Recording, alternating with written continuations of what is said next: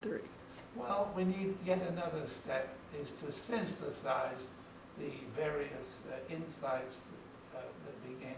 A way of doing this is to rely upon the hermeneutic circle or best fit that it has been a favorite actually before 1995. Wonder why I chose that.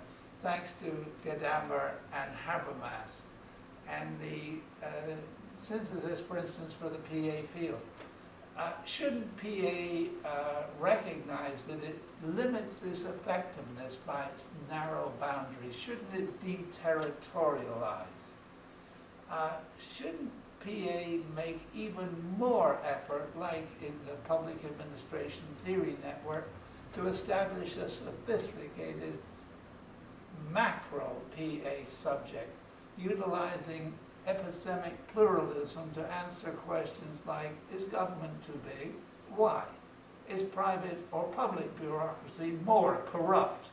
Which is more people-friendly? Should PA expand to emphasize and incorporate the kind of reflection contemplated in feminine language, say by Cixous and Irigaray? Shouldn't PA obviate artificial boundary demarcations? For instance, now it excludes military administration, and subspecialties eat further away at the PA body. Shouldn't PA expand to diminish emphasis on the mechanics of administrative system, augmenting its emphasis on the life world? Well,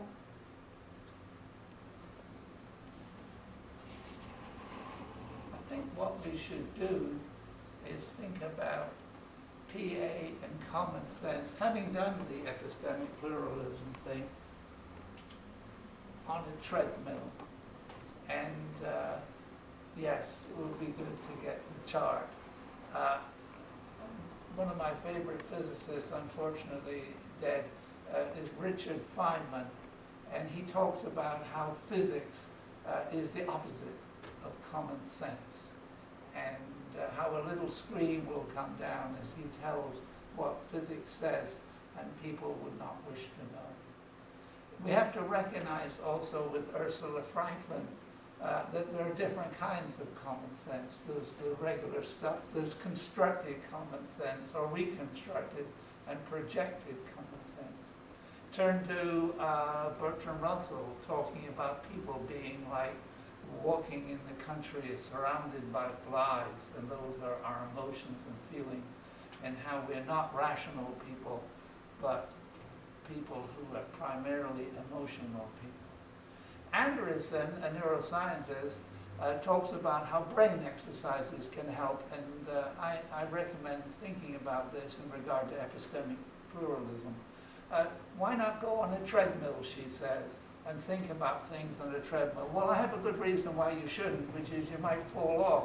But if you can stay on, then you can look at the meaning of individual syntheses, and at the rate of one a day, you could get through it in a month if you went every day.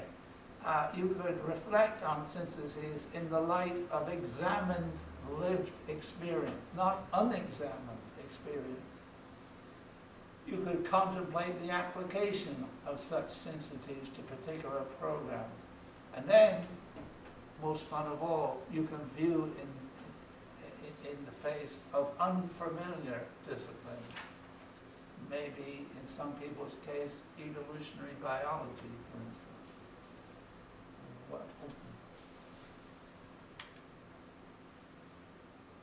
So, why should public administration theory and practice be put in perspective?